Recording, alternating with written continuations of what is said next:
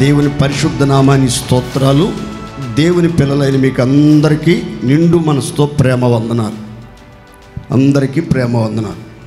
పరిశుద్ధ గ్రంథం నుండి రోమాపత్రిక 14వ అధ్యాయము 4వ వచనం.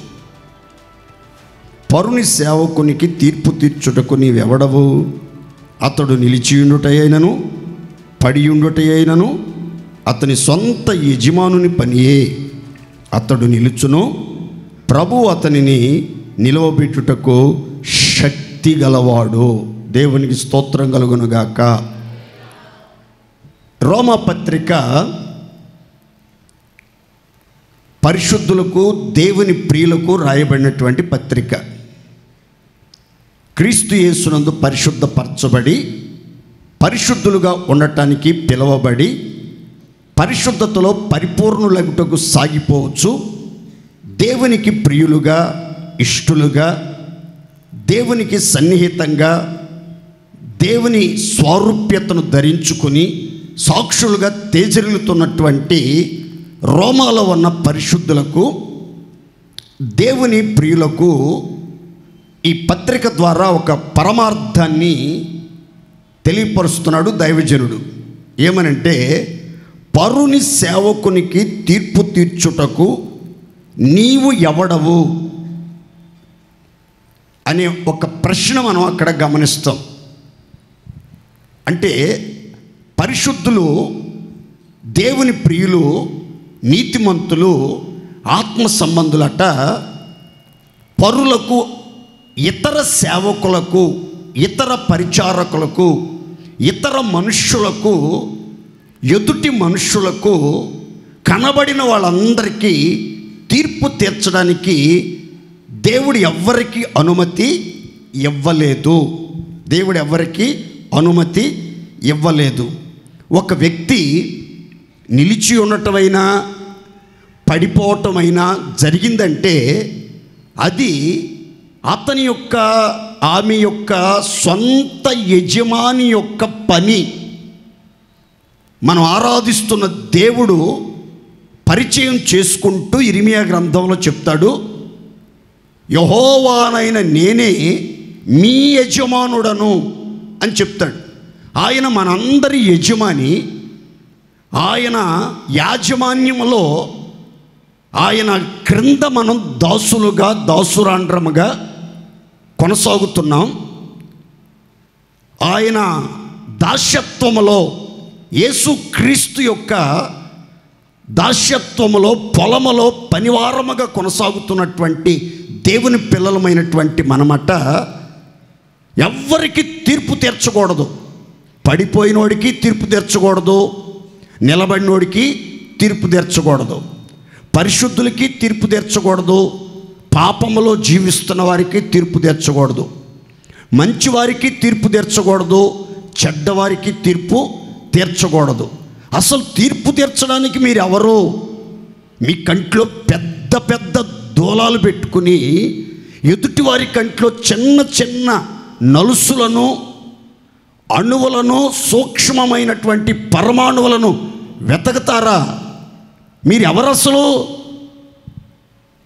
మీరు పెద్ద పెద్ద ఒంటెలను అమాంతంగా మింగేసి చిన్న చిన్న దోమలను ఒడియగొట్టుచూ ఉన్నారు. ఇది మీకు గ్రాహ్యమగుచున్నదా అన్నట్లుగా యేసుక్రీస్తు వారు మాట్లాడతారు.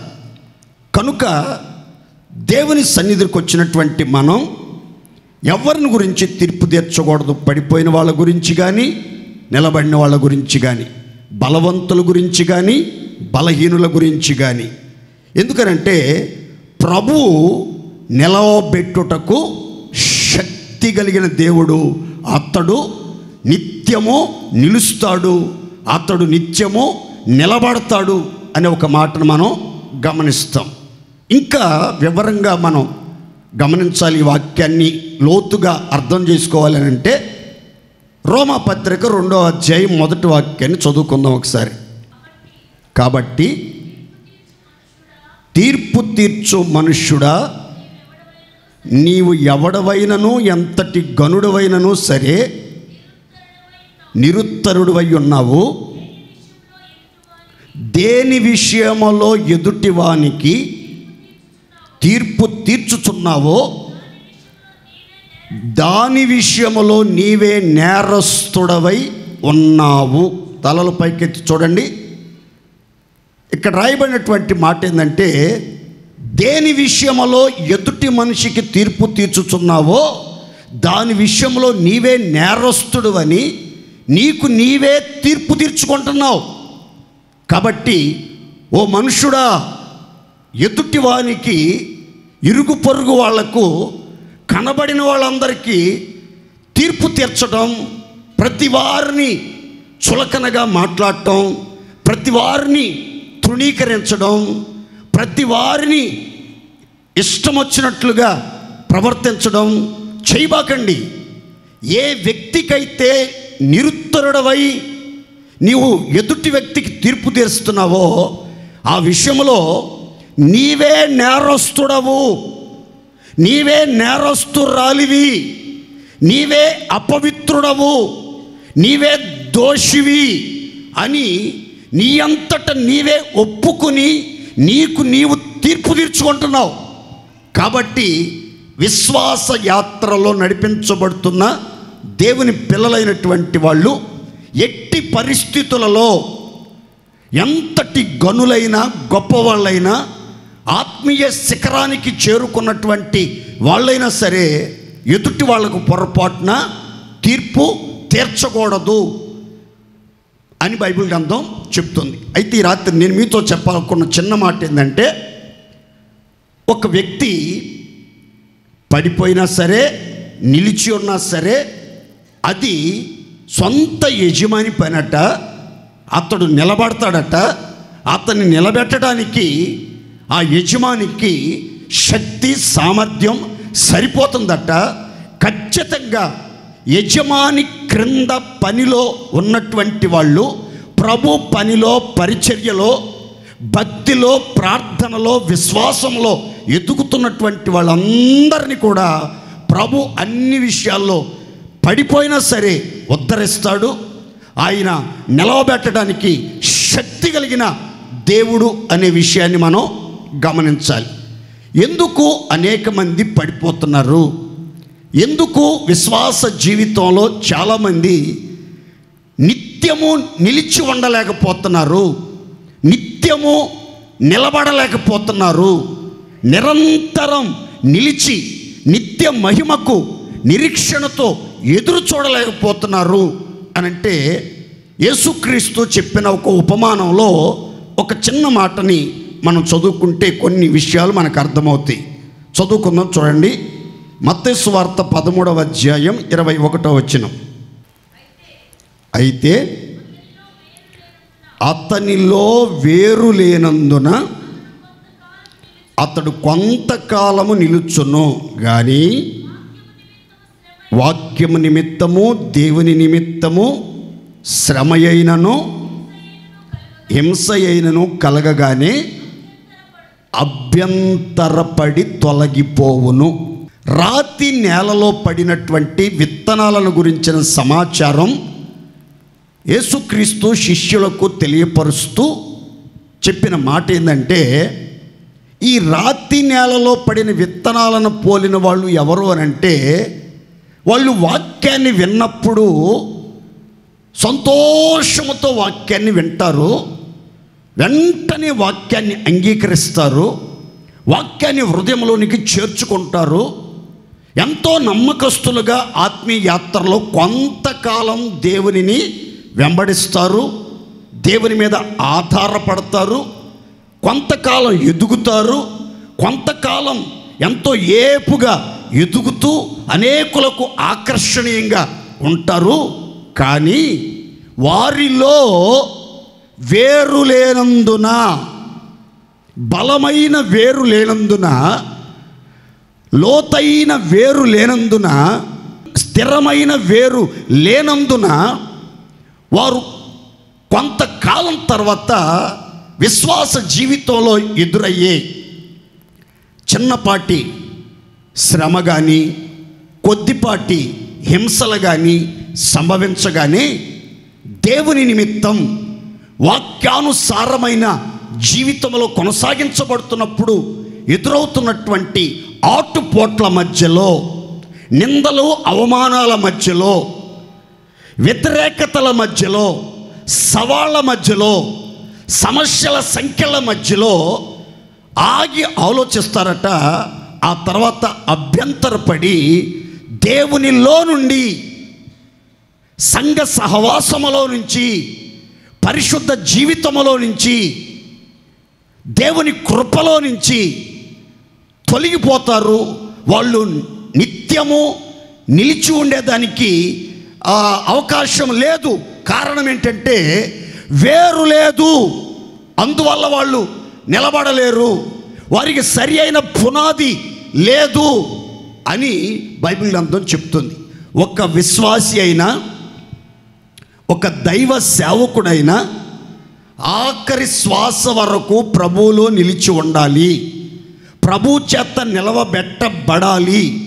పడిపోకుండా పదే పదే నిత్యము దేవుని కృపలో, దేవుని సన్నిధిలో, పరిశుద్ధతలో, విశ్వాసములో, వాక్యములో నిలిచి నూరంతలుగా ఫలించి దేవునికి మహిమకరంగా జీవించాలి అని అంటే విశ్వాస జీవితంలో వేరు లోతుగా ఉండాలి, పునాది పటిష్టంగా, దృఢంగా, మంచి పునాది మనం కలిగి ఉన్నప్పుడు మన జీవిత పయనంలో ఎన్ని సుడిగాలులు వచ్చినా, ఎన్ని పెనుగాలులు విసిరినా, ఎన్ని తుఫానులు చెలరేగినా, ఎన్ని భయంకరమైన ప్రళయాలే ప్రవహించినా సరే మనం దేనికి భయపడకుండా, అదిరిపోకుండా, బెదిరిపోకుండా, కదిలిపోకుండా స్థిరంగా నిలిచి నిత్యము దేవుని కృపలో వర్ధిల్లాలి అని అంటే మనకు వేరు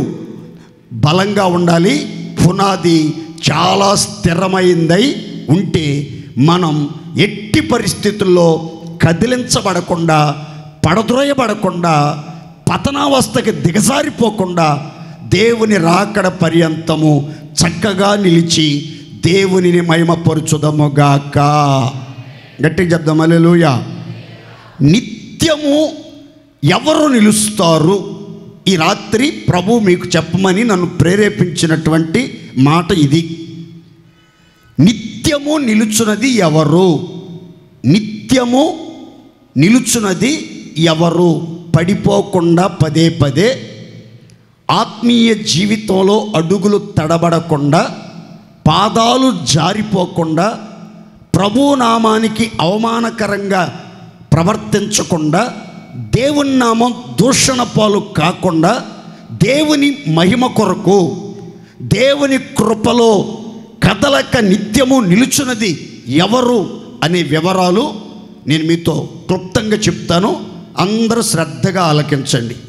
37వ కీర్తన 27వ శరణం చదువుకుందాం. కీడు చేయుట మాని మేలు చేయుము, అప్పుడు నీవు నిత్యము నిలుచుదువు. తలల పైకి చూడండి. ఈ కీర్తన చాలా ప్రత్యేకమైనటువంటి కీర్తన. ఈ కీర్తనలో ఎన్నో అద్భుతమైనటువంటి సందేశాలు, ఆత్మీయులకు ప్రయోజనకరమైనటువంటి వర్తమానాలు చాలా పొందుపరచబడ్డాయి ఈ కీర్తనలో. ఇప్పుడు మనం చదువుకున్నటువంటి మాట ఏంటంటే, కీడు చేయటం మానండి, కీడైన తలంపులు మానండి, కీడైన ఉద్దేశాలు మానండి, కీడు చేయుటకు పరిగెత్తటం ఆపండి. ఆ తర్వాత మీరు మేలు చేయటం మొదలు పెట్టండి, మేలును అనుసరించటం మొదలు పెట్టండి. అప్పుడు నీవు, నీ కుటుంబం, నీ ఆధ్యాత్మిక జీవితం పదిలంగా ప్రభు రాకడ పర్యంతం వరకు నిత్యము నిరంతరం నిలుచుదువుగాక. ఆమేన్ చెప్పండి గట్టిగా అందరూ. 37వ కీర్తనలో రాయబడినటువంటి 3వ వచనంలో ఈ రీతిగా రాయబడింది. ఇటు చూడండి అందరూ, 3 నుండి 5 వరకు మీరు నోట్ చేసుకొని రాసుకునేవాళ్ళు వినేవాళ్ళు శ్రద్ధగా నేను చెప్పే మాటలు వినండి. యెహోవా యందు నమ్మిక ఉంచుము, మేలు చేయుము, సత్యమును అనుసరించి నడుచుకొనుము, యెహోవాని బట్టి సంతోషించుము, నీ మార్గములను దేవునికి అప్పగించుకొనుము, అప్పుడు ఆయన నీ హృదయవాంఛలు తీరుస్తాడు, నీ కార్యములన్నీ ఆయన నిశ్చయముగా నెరవేర్చునుగాక. ఇక్కడ రాయబడిన చక్కని మాటలు ఏంటంటే, దేశమందు నివసించి, సంఘములో నివసించి, పరిశుద్ధుల సహవాసములో నివసించి, దేవుని యందు నమ్మిక ఉంచి, జీవితకాలమంతా మేలును చేయటం అలవర్చుకో. మేలు చేయ ఉన్నతమైన ఆలోచనతో కొనసాగు. కీడును ద్వేషించు, కీడు చేయటం విడిచిపెట్టేసేయి. మేలును వెతకి మేలు చేయటానికి సంసిద్ధత కలిగి జీవించు. అప్పుడు సైన్యములకు అధిపతియగు దేవుడు మీకు తోడుగా ఉంటాడు. సైన్యములకు అధిపతియగు దేవుడు మిమ్మలను కనికరిస్తాడు. దేవుని హస్తం మిమ్మల్ని బలపరుస్తుంది. సర్వోన్నతుని కృపచేత మీరు కదలక నిత్యము నిలిచేటట్లుగా దేవుని సహాయం మీ మీదకి వస్తుంది. అంత మాత్రమే కాదు, మీరు మేలు చేస్తున్నారు గనక, దేవుని యందే పూర్ణ హృదయంతో నమ్మిక ఉంచారు గనక, సత్యానికి సాక్షులుగా సంఘములో స్తంభాలుగా స్థిరపరచబడ్డారు గనక, మీ దేవుడు మీ హృదయ వాంఛలను తీరుస్తాడు, మీ కోరికలన్నీ సిద్ధింపచేస్తాడు, మీ ఆలోచనలన్నీ సఫలపరుస్తాడు, మీ కార్యాలన్నిటిని కూడా ఆయన నెరవేరుస్తాడు. ఏ ఏ కార్యాలు పెండింగ్లో ఉన్నాయో, ఏ ఏ ఆశలు అడియాశలుగా మారిపోయినాయో, జీవితంలో అనుకున్న స్థాయికి ఎదగలేక, అనుకున్నంతగా జీవితాన్ని ఆశీర్వాదకరంగా ముందుకి కొనసాగించలేక, కొన్ని ఆశలు అడియాశలుగా మారిపోయినాయి, కొన్ని ఆశలు నిరాశలుగా మారిపోయినాయి, కొన్ని కోరికలు తీర్చబడక హృదయంలో చాలా బాధ, చాలా హృదయ వేదన అనుభవిస్తూ ఉన్నారు. కానీ ఈరోజు ప్రభు మీతో చెప్తున్నాడు, మీరు గనక కీడు చేయటం మానేసి మేలు చేయటం మొదలుపెట్టి చూడండి, దేవుడు మీ హృదయ వాంఛను తీరుస్తాడు, మీ కార్యాలు నెరవేరుస్తాడు, మీ మనవలు మీకు దయచేస్తాడు, గొప్ప కార్యాలు జరిగిస్తాడు. అన్ని విషయాలలో నిన్ను, నీ కుటుంబాన్ని నిత్యము నిలిచే కట్టడంలాగా నిలవబెట్టును గాక. గట్టిగా చెప్దాం హల్లెలూయా. దేవుని పిల్లలమైనటువంటి మన జీవితంలో మనకు తెలిసి మన గ్రహింపులో ఉన్నంత మట్టుకు ఆత్మీయులకైనా అన్యజనులకైనా సహోదరులకైనా విరోధులకైనా సమకాలికులకైనా స్నేహితులకైనా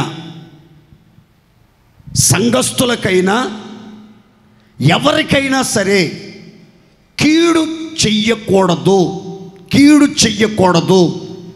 ఎవ్వరికి ఎట్టి పరిస్థితుల్లో కీడు, హాని, నష్టం, నాశనం అనేది చేయకూడదు. ఎవరిని మనకు తెలిసి గాయపరచకూడదు, ఎవరికి నొప్పిని కలిగించకూడదు, ఎవ్వరూ మన ద్వారా దేవునికి దూరం కాకూడదు, ఎవరు ఫలానా వ్యక్తి ద్వారా మేము విపరీతమైన కీడు అనుభవించాం అని ఎవరు చెప్పుకోకూడదు.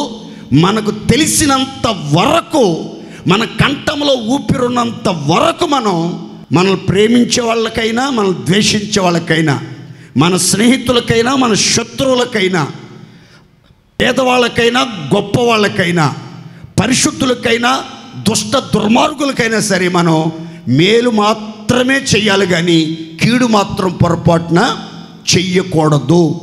అలా గనక మనం మేలు చేయటం ప్రారంభిస్తే శత్రువులను ప్రేమించడం మొదలు పెడితే దేవుని వాక్యం అంటుంది మీరు సర్వోన్నతుని కుమారులై ఉంటారు. దేవునికి స్తోత్ర. గట్టిగా చెప్పండి హల్లెలూయా. శత్రువులను ప్రేమించారు మీరు, మేలు చేయటం మొదలుపెట్టారు మీరు. కాబట్టి ఇది మానవ మాతృల మనసు కాదు, ఇది మహోన్నతుని మనసు, అది మహిమ కలిగిన మహారాజు మనసు అది. కాబట్టి మీరు కూడా ఆ సర్వోన్నతునికి కుమారులుగా కుమార్తెలుగా మార్చబడతారు అని చెప్పాడు. కనుక దేవుని పిల్లలమైనటువంటి మనం మొదట గుర్తుపెట్టుకోండి, కీడు చేయటం మాని మేలు చేస్తే మనము, మన కుటుంబాలు, మన జీవితం నిత్యము పడిపోకుండా, కదిలించబడకుండా దేవుని కృపలో నిలిచియుందముగాక. దీనికి ఒక్క చిన్న మాట చదువుకున్న తర్వాత రెండవ మాటలోకి వెళ్దాం. అందరూ తీయండి బైబిల్ గ్రంథాన్ని. రోమాపత్రిక 16వ అధ్యాయం 19వ వాక్యం.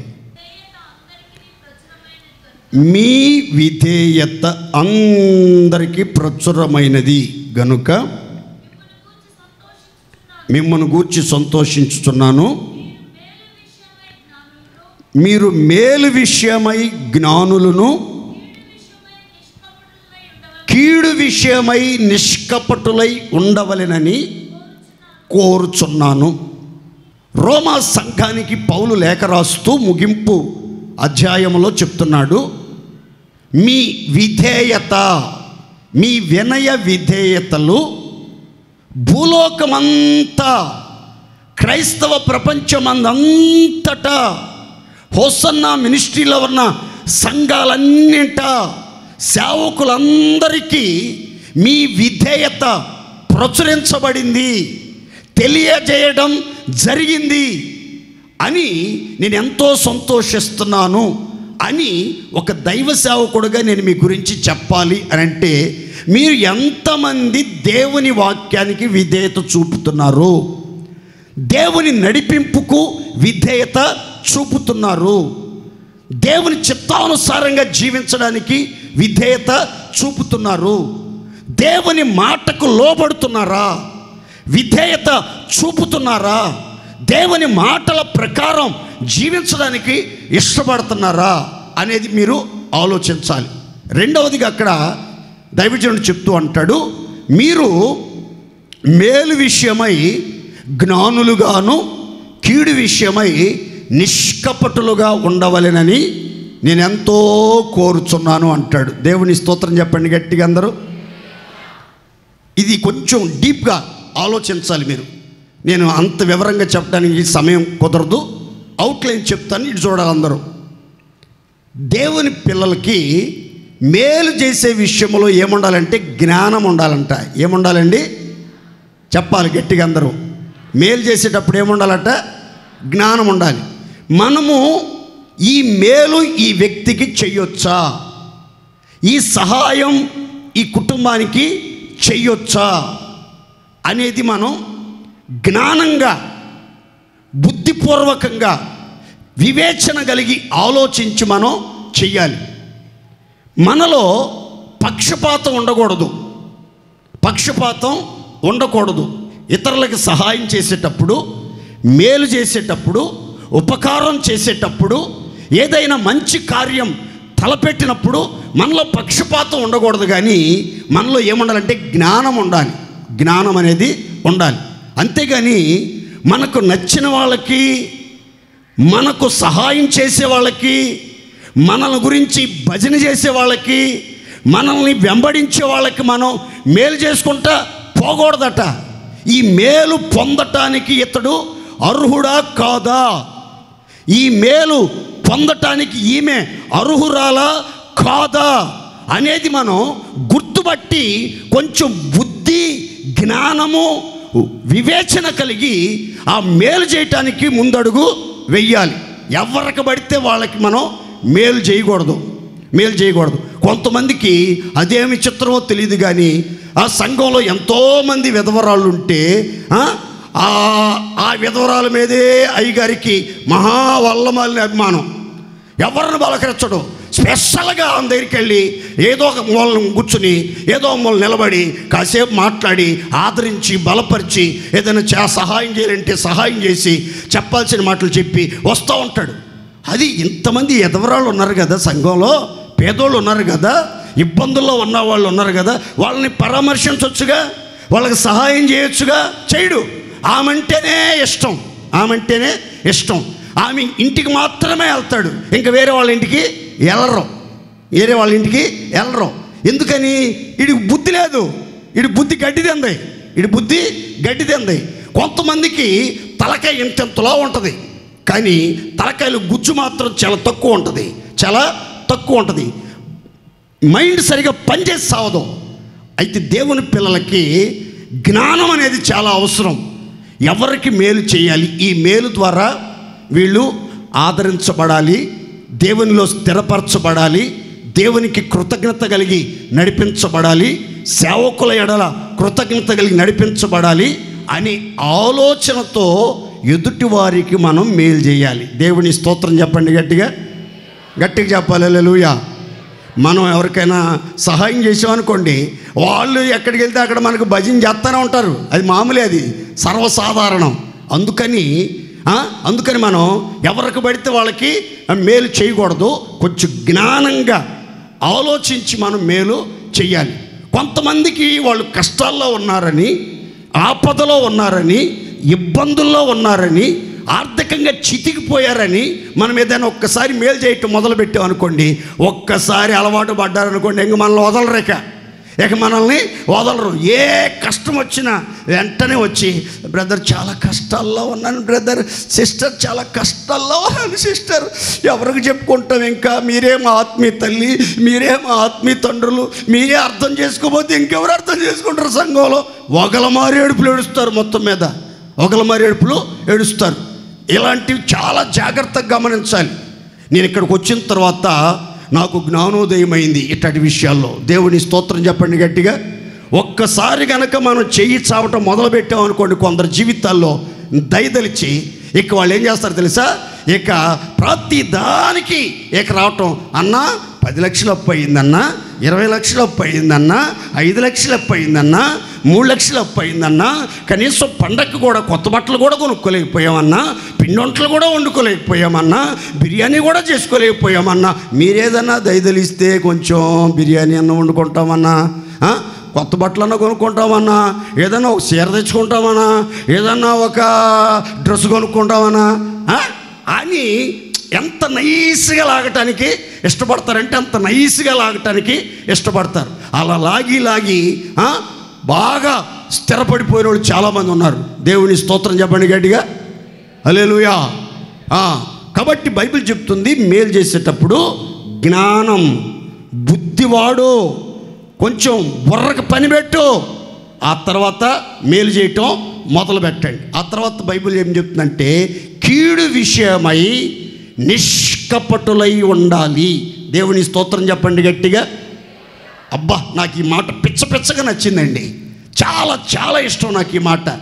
ఎవరికైనా కీడు చెయ్యాలని ఆలోచన విషయంలో కూడా అంటే మనం నిష్కపటంగా, అసలు మనకి ఏమీ తెలియదు, అసలు కీడంటే ఏంటో తెలీదు, కీడంటే ఏంటో, నష్టం అంటే ఏంటో, పగంటే ఏంటో, ప్రతీకారం అంటే ఏంటో, దౌర్జన్యం అంటే ఏంటో, అన్యాయం అంటే ఏంటో, అక్రమం అంటే ఏంటో తెలియనటువంటి అమాయకమైన ఇన్నోసెంట్ మైండ్,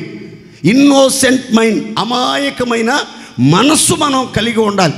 అసలు ఆ కీడు అనే మాటకి మనకి అర్థమే తెలియని వారిగా, ఆ మాటే విననటువంటి పరిస్థితుల్లోనికి మనం ఎదగాలి. ఇప్పుడు చిన్న పిల్లలు ఉంటారు. ఆ చిన్నపిల్లలకి తల్లి ఉగ్గువర్డ్స్ తాగిస్తే ఉగ్గువర్డ్స్ తాగిద్ది, తేనె తాగిస్తే తేనె తాగిద్ది, ఏదైనా మంచి సెర్లాక్ తినిపిస్తుంటే మొత్తం మీద తింటూ ఉంటుంది. అదే సమయంలో విషం తాగిచ్చినా సరే ఏమీ తెలియకుండా తాగేస్తూ ఉంటుంది ఆ పిల్ల. ఎందుకంటే ఆ పిల్లకి తెలియదు, కపటము తెలియదు, తినొచ్చా తినకూడదా, తాగొచ్చా తాగకూడదు తెలియదు కనుక తాగేస్తుంది. కాబట్టి మనం కూడా అలాగ కపటము లేనటువంటి వారిగా నిష్కపటమైనటువంటి వారుగా ఉండాలి. సాధ్యమైనంత వరకు, ప్రాణములో ఊపిరినంత వరకు మాత్రం దేవుని పిల్లలు ఎవ్వరికి ఏ హాని చేయబాకండి. దేవుని స్తోత్రం చెప్పండి గట్టిగా. అప్పుడు మీరు నిత్యము నిలిచి వర్ధిల్లుదురుగాక. రెండో మాట చెప్తాను, గమనించండి. ఇదే 37వ కీర్తన 37వ శరణం. నిర్దోషులను కనిపెట్టుము, యథార్థవంతులను చూడుము, సమాధానపరుచు వారి సంతతి నిలుచును గాక. అందరు చప్పట్లు కొట్టండి గట్టిగా.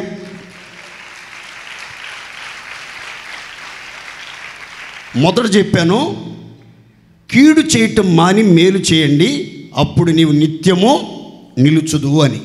రెండవ సంగతి చెప్తున్నాను, జాగ్రత్తగా వినండి. నిర్దోషులను కనిపెట్టండి, యథార్థవంతులను కనులెత్తి చూడండి.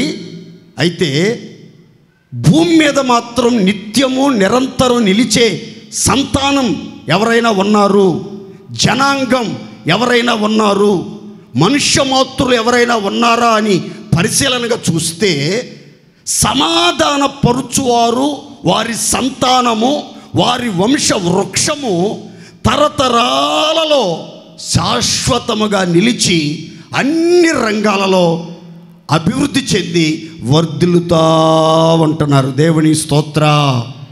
గట్టిగా చెప్పండి హల్లెలూయా. అంటే దీని అర్థం ఏంటంటే మనము సమాధాన పరిచేవారముగా ఉండాలి, సమాధాన పరిచేవారంగా ఉండాలి. మొదట మనం దేవునితో మనం సమాధాన పడాలి.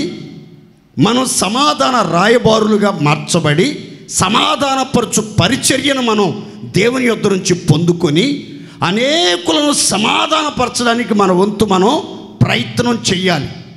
ఎవరిని విడదీయటానికి, ఎవరిని వేరు చేయటానికి, ఎవరి మధ్యలోనో గొడవలు పెట్టడానికి, ఎవరి మధ్య చిచ్చు పెట్టడానికి, ఎవరి మధ్య విభేదాలు సృష్టించడానికి దేవుని పిల్లలు పొరపాటున ప్రయత్నాలు చేయకూడదు.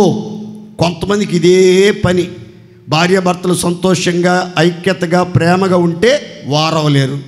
అత్త వారవలేకపోవచ్చు, తోడికోళ్ళ వారవలేకపోవచ్చు, ఇరిగింటోళ్ళు పొరిగింటోళ్ళు వారవలేకపోవచ్చు, శత్రువులు కూడా వారవలేకపోవచ్చు. అదేమి చిత్రమో మనకు అర్థమయ్యి సావదు. కొన్ని అన్నదమ్ములు ఐక్యతగా ఉంటే, సమాధానంగా ఉంటే చాలా కాలం నుంచి ఒకటే మాట ఒకటే బాట అన్నట్లుగా ఉంటే ఎట్లాగైనా కానీ అన్నదమ్ముల మధ్యలో జగడాలు పుట్టించి వాళ్ళని విడదీయాలి, వాళ్ళ బలాన్ని తగ్గించాలి అనే ప్రయత్నాలు చేస్తూ ఉంటారు. చూడండి, సిస్టర్లు ఉన్నారనుకోండి, ఒక చోట 2 సిస్టర్లు, 5 సిస్టర్లు, 4 సిస్టర్లు, వాళ్ళు 5 ఐక్యతగా సమాధానంగా ఉంటారా అంటే ఉండరు. అదేమి చిత్రం అర్థమై సావదు. 2 ఒక పార్టీ, 3 ఒక పార్టీ, 2 ఒక పార్టీ, ఇంకొక 2 ఇంకొక పార్టీ, ఇంకొక నలుసు ఏకాకిగా ఉంటుంది. నేను ఒంటరిని, నేను ఎవరితో కలవను, ప్రభువే నాకు తోడు అన్నట్లుగా ఉంటారు. 3 బ్యాచీలు. 2 బ్రదర్స్ ఉన్నారనుకోండి, 2 బ్రదర్సు సమాధానంగా ఐక్యతగా ప్రేమగా ఉండరు. ఆడు ఆ భోజనం డిపార్ట్మెంట్ వేరు, ఈడు భోజనం డిపార్ట్మెంటు వేరు. వాడు బణుకునేది వేరు, ఈడు బణుకునేది వేరు. వాడి పద్ధతులు వేరు, ఈడు పద్ధతులు. 2 సమాధానంగా ఉండరు. సమాధానంగా ఉన్నారు అంటే కూడా ఆలోచించాల్సిన పరిస్థితులు వస్తున్నాయి కొన్నిసార్లు. కొన్నిసార్లు. కాబట్టి నా మాటనండి, ఐక్యత సమాధానం అనేది చాలా చాలా చాలా చాలా అవసరం.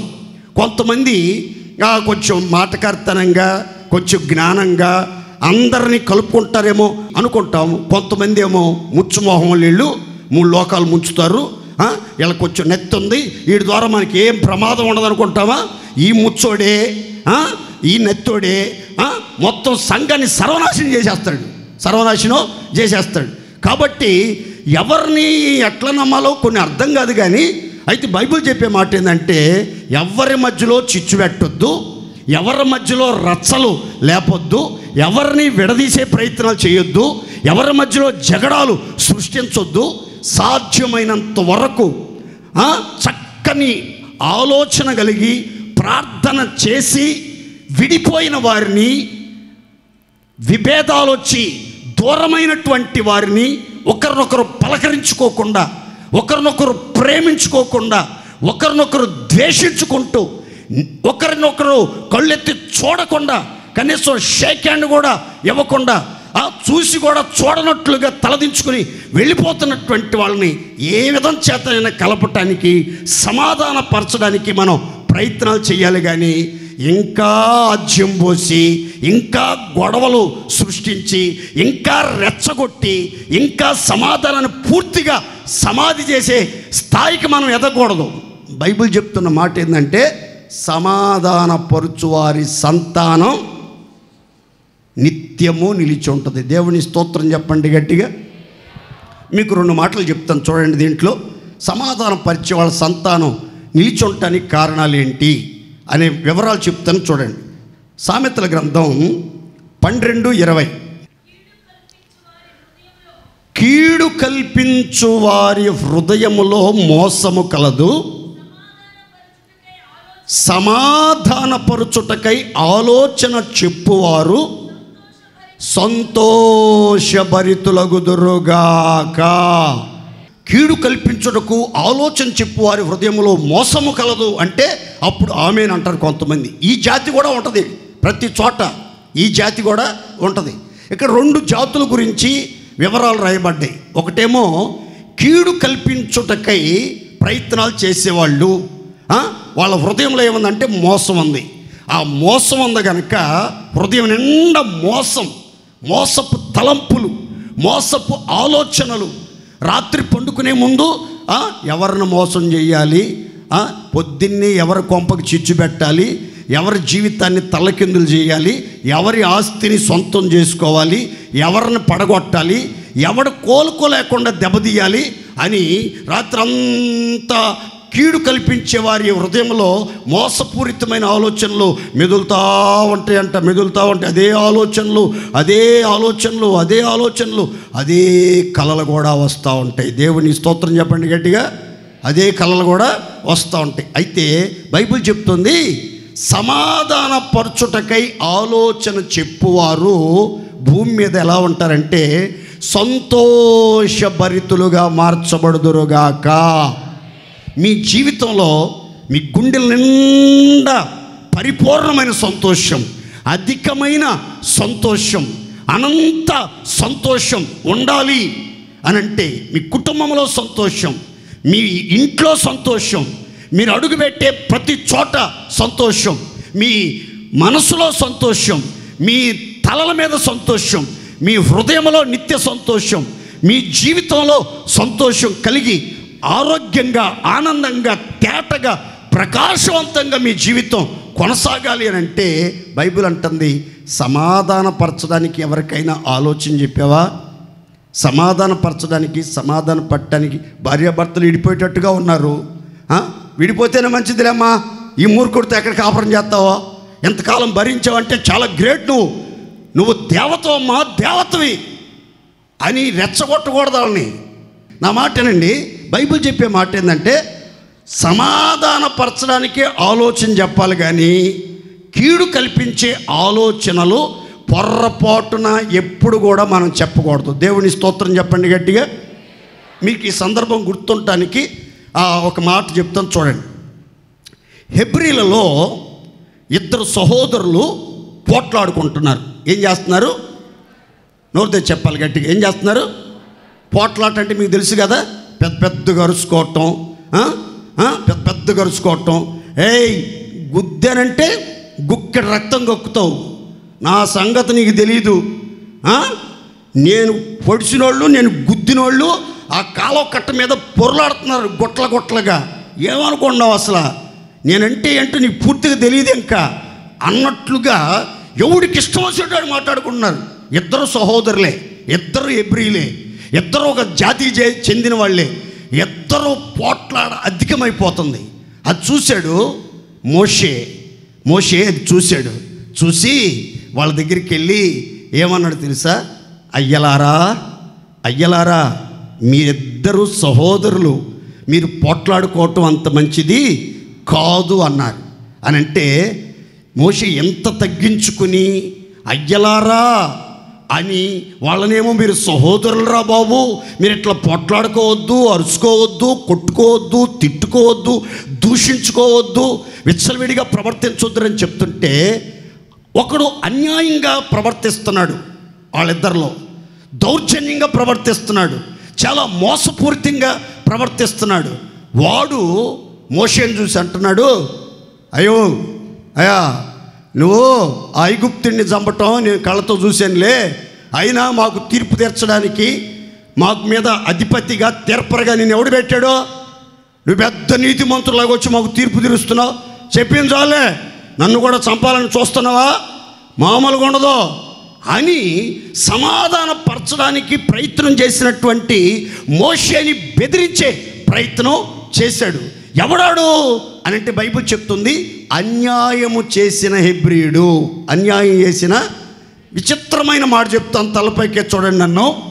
ఎప్పుడైనా ఒక చోట పోట్లాట జరుగుతుంది, ఒక చోట పోరాటం జరుగుతుంది, ఒక చోట కలహం జరుగుతుంది, ఒక చోట గుద్దులాట జరుగుతుందంటే అందులో పెద్ద పెద్దగా అరిసేది, దౌర్జన్యం చేసేది, విచ్చలవిడిగా విర్రవిగేది ఎవరంటే ఎవడలో అయితే మోసం ఉంటుందో, కీడు కల్పించే తలంపులు ఉంటాయో, ఎవడు అన్యాయంగా ప్రవర్తిస్తాడో వాడే పెద్ద పెద్దగా ప్రవర్తించడం, అందరిని విమర్శించడం, నీ బతుకు నాకు తెలియదా, నువ్వెవరో నాకు తెలియదా అని విమర్శించేటట్లుగా ప్రవర్తిస్తారు. కానీ దేవుని పిల్లలమైనటువంటి మనం అన్నీ భరించుకోవాలి, అన్నిటిని ఓర్చుకోవాలి. ఆఖరికి మన ఉద్దేశం ఏంటంటే సమాధానపరచడానికే మనం ప్రయత్నం చేయాలి. మన ప్రయత్నాలు విఫలమైపోయినప్పుడు మనం చేయాల్సింది ఒక్కటే, మౌనంగా ఉండటమే. దేవుని స్తోత్రం చెప్పండి గట్టిగా.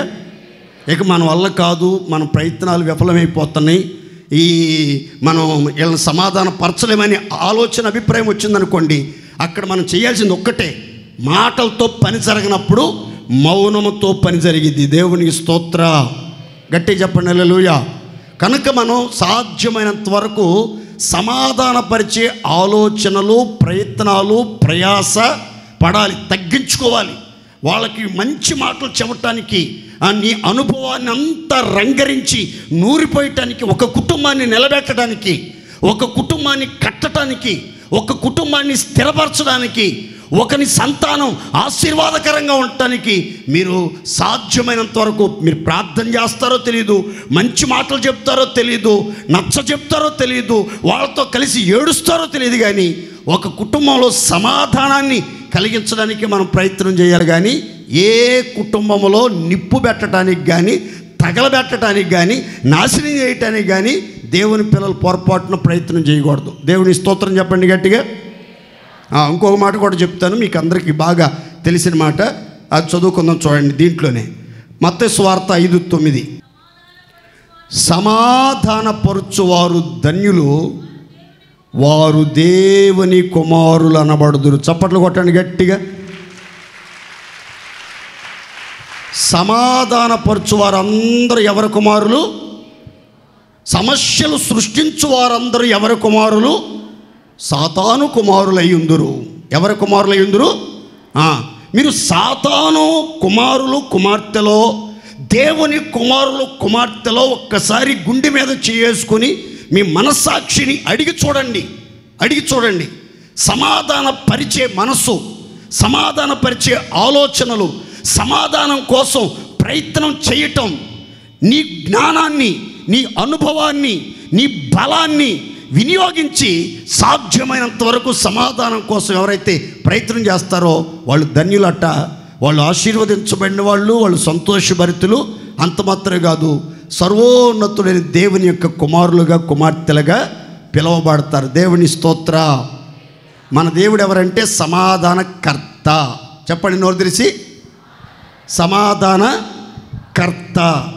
మనం దేవుని పిల్లలముగా ఉంటే మనం కూడా దేనికి కర్తలుగా ఉంటామంటే సమాధానానికి కర్తలుగానే మార్చబడుదముగాక. గట్టిగా చెప్పండి హల్లెలూయా. నీ ద్వారా ఒక కుటుంబం విచ్ఛిన్నం అవటం కానీ, విడిపోవటం కానీ, విడాకులు తీసుకోవటం కానీ, దూరం అయిపోవటం కానీ, పిల్లలు దిక్కులేని వారిగా మార్చబడటం కానీ పొర్రపాటున జరగకూడదు. ప్రతి కుటుంబము కట్టబడేదానికి, స్థిరపరచబడేదానికి, సమాధాన పడేదానికి సరి అయిన సమయంలో సమయోచితమైన ఆలోచనలను వాళ్ళకు చెప్పాలి. ఆ కుటుంబాలను కట్టడానికి మనం ప్రయత్నం చేస్తే బైబిల్ చెప్తుంది, సమాధానపరుచు వారి సంతానం నిరంతరం నిలిచి దేవుని కుమారులుగా, కుమార్తెలుగా వర్ధిల్లుతూ సంతోషభరితులై జీవితాన్ని వెళ్ళబుచ్చుదురుగాక. మూడో మాట చెప్తాను, గమనించండి. యెషయా గ్రంథం 32:8. గనులు ఘనకార్యములు కల్పించుదురు, వారు ఘనకార్యములను బట్టి నిలుచుదురుగాక. అందరు చెప్పండి స్తోత్రం గట్టిగా హల్లెలూయా. మొదట చెప్పానండి మీకు ఏమనంటే, కీడు చేయుటమా అని మేలు చేయుము, అప్పుడు నీవు నిత్యము నిలుచుదువు. రెండో చెప్పాను, సమాధానపరచువారి సంతతి నిలుచును లేదా నిత్యము నిలుచును అని చెప్పాను. ఓ పక్క సంతోషం, మరో ప్రక్క దేవునితో కుమారత్వాన్ని పొందుకొని ఆశీర్వాదకరంగా కొనసాగుతారు. మూడో మాట చెప్తున్నాను, గుర్తుపెట్టుకోండి. ఘనులు ఘనకార్యములను కల్పించుదురు, వారు తమ ఘన కార్యములను బట్టి నిత్యము చరిత్ర పుటల్లో సువర్ణాక్షరాలతో నిలిచి వర్ధిల్లుదురుగాక. గట్టి చెప్పండి హల్లెలూయా. ఘనులు అనంటే వాళ్ళ పదవిని బట్టో, వాళ్ళ ఇల్లు వాక్యలను బట్టో, వారి వస్తు వాహనాలను బట్టో, వారి కులగోత్రాలను బట్టో, వారి ఉద్యోగాన్ని బట్టో, వారి రాబడిని బట్టో, వారికున్న పేరు ప్రఖ్యాతలను బట్టో, వారికున్న మాటకారి విధానాన్ని బట్టో కాదండి వారి గనులుగా మారేది. గనులు అనేదానికి గుర్తు ఏంటంటే, వాళ్ళు ఘనకార్యాలే చేస్తారట. అల్పమైన కార్యాలు, నీచమైన కార్యాలు, దౌర్భాగ్యమైన కార్యాలు చేయరు. వాడి జోలికి అసలు పోరు. గనుడు, గనురాలు అంటే వాళ్ళు కల్పించే కార్యాలు, వాళ్ళు ప్రారంభించే కార్యాలు, వారు చేపట్టే కార్యాలన్నీ కూడా చాలా ఘనంగా, చాలా అమోఘంగా, చాలా ఉన్నతంగా ఉంటాయి. కాబట్టి వాళ్ళట ఆ ఘన కార్యాలను బట్టి వారి జీవితాంతం నిలిచి ఉంటారు. వారి లోకాన్ని విడిచిపెట్టినా సరే వారు తరతరాలలో కొనియాడబడతా ఉంటారు. వారి నామస్మరణ అన్ని ప్రాంతాలలో ప్రతిధ్వనిస్తూ ఉంటుంది. దేవుని స్తోత్ర. అలాగ మనం నిలిచి ఉండాలంటే బైబిల్ అంటుంది, గనులు ఘనకార్యములు కల్పిస్తారు, ఘనకార్యములు చేయువారు నిలిచి ఉంటారు. ఇప్పుడు మీకు ఒక మంచి మాట చెప్తాను చూడండి. గనులు నిలిచి ఉంటారు అని రాయబడింది కదా. అసలు గనులంటే ఎవరు? గనుల యొక్క లక్షణాలు ఎట్లా ఉంటాయి? గనుల యొక్క జీవిత విధానం ఎలా ఉంటుంది? గనుల్ని మనం ఎలా గుర్తించవచ్చు? పలానా వ్యక్తి గనుడు, పలానా వ్యక్తి గనురాలు అనేది మనం ఎలా తెలుసుకోవాలి అనే మాట ఒక్కటి చెప్తాను, చదువుకుందాం చూడండి. విలాప వాక్యాల గ్రంథం 4వ అధ్యాయం 7వ వాక్యం. గనులు హిమము కన్నా శుద్ధమైన వారు, గనులు పాల కంటే తెల్లని వారు, వారి శరీరములు పగడముల కంటే రత్నముల కంటే ఎర్రనివి, వారి దేహకాంతి నీలము వంటిది. అందరూ స్తోత్రం చెప్పండి గట్టిగా. దాని యొక్క గనులు హిమము కంటే, హిమము అనగా మంచు, మంచు కంటే కూడా శుద్ధమైన వారు. ఇందులో మీరు గమనించవలసినటువంటి మాట ఏంటంటే, మంచు శుద్ధమైనది, మంచు శుద్ధమైనది, పరిశుద్ధమైనది, మలినము లేనిది మంచు, మలినము లేనిది మంచు. ఎందుకు మంచులో మలినము లేదు? మంచులో నిధుల నిక్షేపాలు నిలిచి ఉన్నాయి అని అంటే, మంచు అనేది పైనుంచి కుమ్మరించబడుతున్నది. మంచు అనేది దేవుని నోట నుంచి వచ్చే ఊపిరి, దేవుని నోట నుంచి వస్తున్న ఊపిరి అని బైబిల్ గ్రంథం చెప్తుంది. దేవుడు వదిలే ఊపిరి, దేవుడు వదిలే శ్వాస ఆ మంచు కణాలు, ఆ మంచు కణాలు. కాబట్టి పైనుంచి కుమ్మరించబడుతున్నాయి, ఆకాశము నుంచి వర్షించబడుతున్నాయి ఈ యొక్క మంచు కణాలు. అవి పైనుంచి వస్తున్నాయి కనుక ఆ మంచులో ఏ మలినం కూడా ఉండదు. పాశ్చాత్య దేశాలలో, అమెరికా, కెనడా వంటి దేశాల్లో ఒక సీజన్లో విపరీతంగా మంచు కురుస్తూ ఉంటుంది. వాహనాలన్నీ మంచులో మునిగిపోతూ ఉంటాయి, ఇళ్ళన్నీ మంచుతో కప్పబడతా ఉంటాయి, చెట్లన్నీ మంచుతో కప్పబడతా ఉంటాయి, రహదారులన్నీ మంచుతో కప్పబడతా. కొన్ని వెహికల్స్ ఆ రోడ్లు క్లీన్ చేస్తూ ఉంటాయి. ఎప్పటికప్పుడు కారుల మీద ఉన్నటువంటి మంచు క్లీన్ చేసుకోవాలి, ఇళ్ళ మీద ఉన్నటువంటి మంచు క్లీన్ చేసుకోవాలి. క్లీన్ చేసిన తర్వాత రోడ్లు ఉంటే చూడండి, ఆ వెహికల్స్ ఉంటే చూడండి, ఆ ఇల్లు ఉంటే చూడండి, ఎంత శుభ్రంగా ఉంటాయో, ఎంత స్వచ్ఛంగా ఉంటాయో, ఎంత రమణీయంగా ఉంటాయంటే అంత రమణీయంగా ఉంటాయి.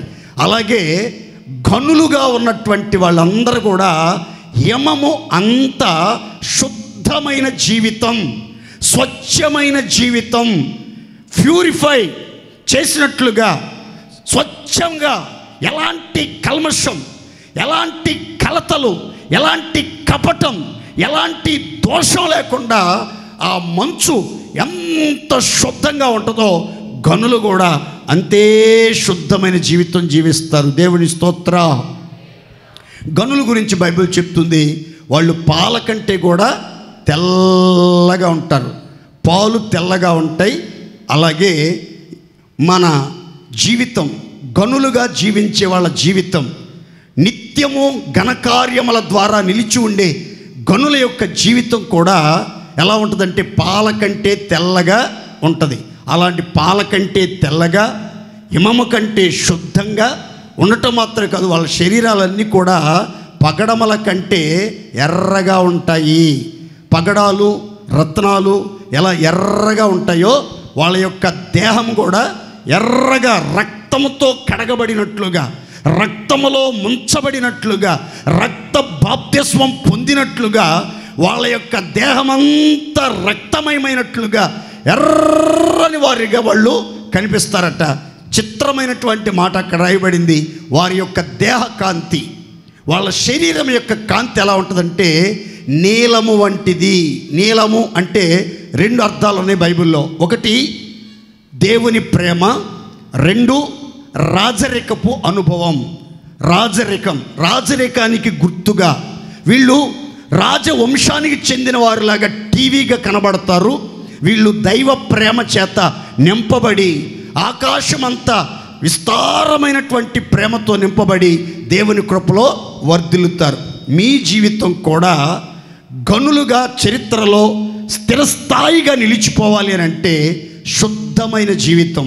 బల్లలో పాలు పంపులు పొందేవాళ్ళు మనసు శుద్ధంగా ఉండాలి, హృదయం శుద్ధంగా ఉండాలి, చేతులు శుద్ధంగా ఉండాలి, ప్రవర్తన శుద్ధంగా ఉండాలి, జీవన విధానం అంతా చాలా శుద్ధంగా ఉండాలి. అట్టి శ్రేష్టమైనటువంటి భక్తి జీవితం దేవుడు మనందరికీ దయచేసి మనలను నిత్యము నిలిచే స్థాయికి హెచ్చించునుగాక. చివరికి ఒక్క మాట చెప్పి నేను ముగిస్తాను. యోహాను రాసిన మొదటి పత్రిక 2వ అధ్యాయం 17వ వాక్యం. లోకమును దాని ఆశలను గతించుచున్నవి గాని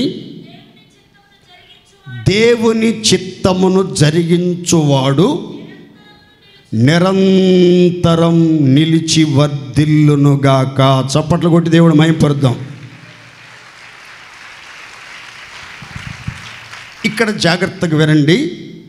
పైన 2 వచనాలు మీరు తర్వాత చదువుకుంటే, లోకాన్ని కానీ లోకములో ఉన్నటువంటి శరీరాశ, నేత్రాశ, జీవపు డంబాన్ని ప్రేమించబాకండి. ఇవి దేవుని వలన కలిగినవి కావు, అవి లోక సంబంధమైనవే అని చెప్తూ, లోకము దాని ఆశలు అన్నీ కూడా గతించిపోతాయి, కనుమరుగైపోయే కాలం ఒకటి రాబోతుంది. అయితే దేవుని చిత్తాన్ని ఎరిగి దేవుని చిత్తాన్ని జరిగించినటువంటి వాళ్ళు మాత్రము నిరంతరం ఇహమందు పరమందు, ఈ లోకములోను లయము కాని నిత్య రాజ్యములోను పరిశుద్ధుల రాజ్యములో కూడా నిరంతరం వాళ్ళు నిలిచి ఉంటారు అనే ఒక మంచి మాటను మనం గమనిస్తాం. ఎవరైతే దేవుని చిత్తాన్ని జరిగిస్తారో, దేవుని చిత్తం కోసం ప్రయాసపడతారో, దేవుని చిత్తమే నా జీవితంలో జరగాలి, దేవుని చిత్తాన్ని నేను జరిగించాలి, దేవుని చిత్తం అంతయు నెరవేర్చు వాడగా, నెరవేర్చు దానిగా నేను మార్చబడాలని తపన, ఆశ మనం కలిగి ఉండాలి. అప్పుడే మనం నిరంతరం దేవుని సన్నిధిలో నిలిచే భాగ్యాన్ని పొందుకుంటామని బైబిల్ చెప్తుంది. చాలామంది మందిరానికి వచ్చి ప్రభువా ప్రభువా అని పిలుస్తారు, కానీ దేవుడు అంటున్నాడు, ప్రభువా ప్రభువా అని పిలుచు ప్రతివాడు పరలోక రాజ్యం చేరడు, పరలోక రాజ్యంలో ప్రవేశించలేడు. పరలోకమందున్నటువంటి దేవుని చిత్త ప్రకారం చేయువాడే పరలోక రాజ్యంలో ప్రవేశిస్తాడు. కనుక దేవుని చిత్తం అంటే అదేదో మనకు తెలియంది, మనం చేయలేదేం కాదు. ఆయన మాట విని ఆయన మాట చొప్పున చెయ్యటమే దేవుని చిత్తం. ఇంకొక మాటలో చెప్పాలంటే మన చిత్తం చేయకుండా ఉండటమే దేవుని చిత్తం. దేవుని స్తోత్రం చెప్పండి గట్టిగా. మన తలకాయ పని చేయకూడదు, మనందరికీ యేసయ్యే శిరస్సుగా ఉండాలి, యేసయ్య ఆలోచన చేత నడిపించబడటమే దేవుని చిత్తం. అందుకే యేసుక్రీస్తు గెత్సెమనే తోటలో ప్రార్థన చేస్తూ అంటాడు, తండ్రి నీకు ఇష్టమైతే ఈ గిన్నె నా యొద్ద నుంచి తొలగించండి, నా ఇష్టము కాదు నీ చిత్తమే సిద్ధించునుగాక అంటాడు. మనం ఆమేనని చెప్తాము, ఈ వాక్యాలు కూడా బాగా చదువుతాము కంఠస్థంగా, కానీ దేవుని చిత్తం మాత్రం చేయం. మన చిత్తమే జరగాలి, మన ఆలోచనే నెరవేర్చబడాలి, మన అభిప్రాయమే నెగ్గాలి. కానీ దేవుని చిత్తం జరిగించే వాళ్ళు మాత్రమే నిరంతరం నిలుస్తారు. అట్టి కృపా భాగ్యం దేవుడు మనందరికీ దయచేసి నిత్య రాజ్యం కోసం సిద్ధపరచునుగాక.